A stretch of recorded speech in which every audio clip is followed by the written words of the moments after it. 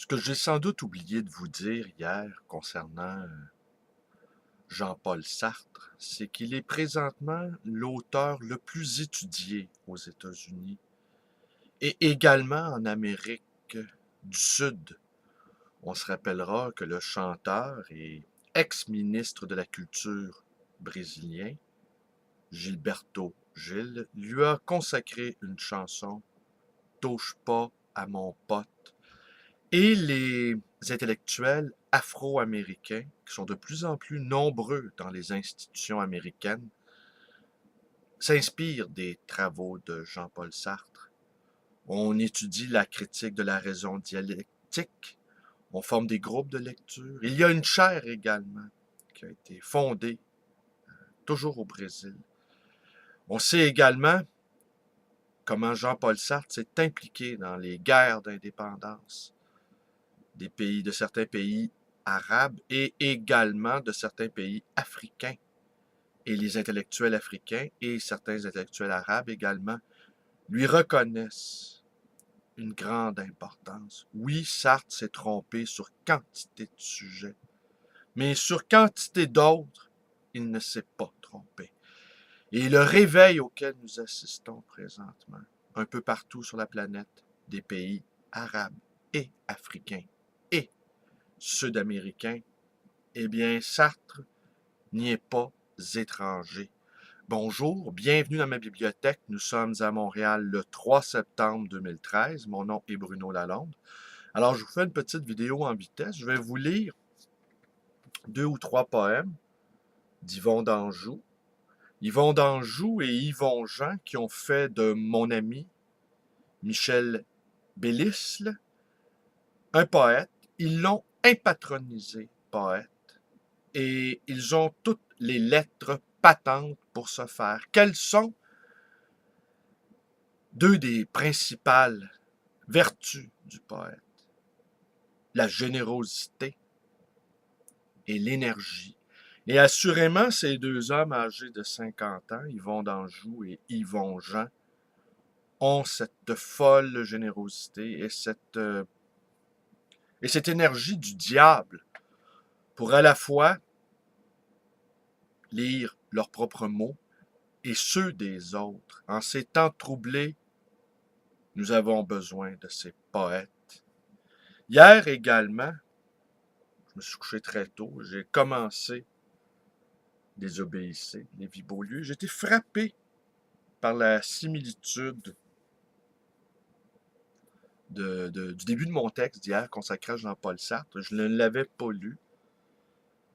Par un petit matin, tu te réveilles et tu penses à Tolstoï, qu'il se levait de bonne heure aussi, qui jetait un coup d'œil au dehors, voyait les arbres, entendait les premiers oiseaux chanter, tandis que le soleil pourchassait jusque dans ses recoins la ténèbre.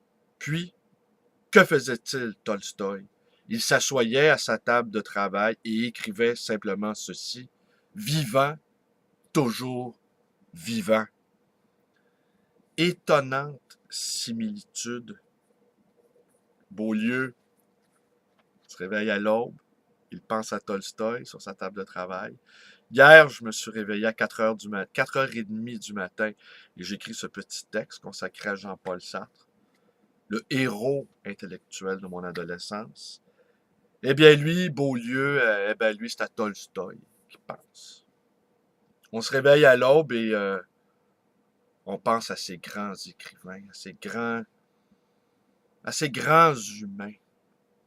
Alors, on reconnaît aussi le poète à sa pauvreté.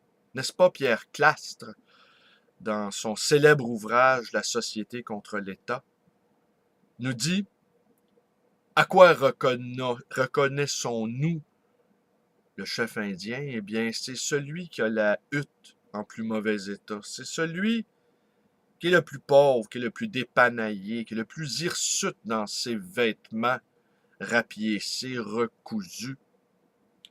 Et pourquoi est-il le plus pauvre? Car c'est une question de prestige. Le chef doit tout donner. Son temps, son énergie, son argent, ses conseils. Nous sommes loin des petits chefs que nous avons, qui sont de véritables Je n'ose pas dire le mot négrier, mais c'est ce que j'avais en tête. Des exploiteurs sans vergogne. Alors voilà, le poète, on le reconnaît à sa générosité, à son énergie, à sa vivacité et également au don de soi.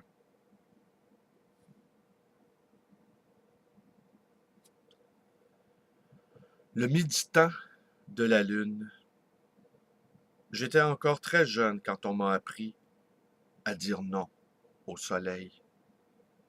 Avec, avec de la mathématique imaginaire, j'ai enlevé mes lunettes, j'ai l'impression qu'il faut que je change de lunettes. On construit un monde abstrait composé de mystères. L'axe de la lune irrégulière orbite sur les lèvres sulfureuses. Ton nuage à l'écran de poussière. Sois sauvage, baisse d'un cran la misère. Sois disciple de l'indicible. Mathématique imaginaire. Les colporteurs de l'imaginaire. Voltigeur du fossé de lumière, chante encore tes refrains lunaires. Avec des cordes de lune, à la recherche d'un refrain. On pince la nuit brumeuse de nos accords sans fin. Hurleur de pluie. Sous l'influence d'un alcool à fiction, je m'invente un scénario sans conviction. L'échappatoire à une convulsion. L'aromate éthylique, une émulsion. On ira jouer au parc et faire un beau château de nos dialogues de sable. Je déclame l'averse et je hurle la pluie. Ta confidence est ma nuit, toi la reine de mes ennuis.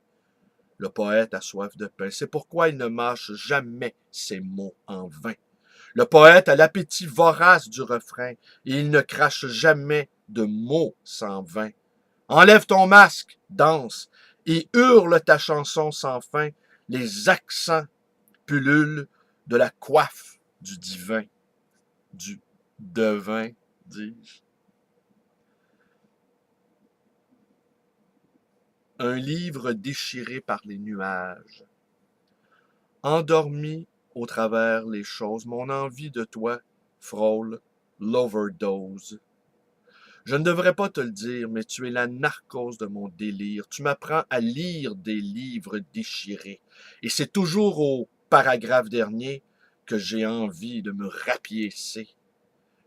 J'ai écrit ton nom sur la poussière accumulée de mes livres. Les nuages ont soufflé dessus. Alors j'en ai un petit dernier maintenant. L'amour est un poète déçu. L'amour est un poète déçu, l'amour est un poète maudit, l'amour est souverain au palais des proscrits. L'amour est une malédiction poétique, l'amour est une bénédiction prophétique. Tu me déchires de ta déchéance, je bois encore à la coupe de ta véhémence. Maudit sois-tu poète sans cœur, maudit sois-tu poète de malheur. Et c'est tiré d'Yvon d'Anjou, la prose des épines. Yvon d'Anjou, ce poète qui a tout vendu pour entrer en poésie comme on entre en religion.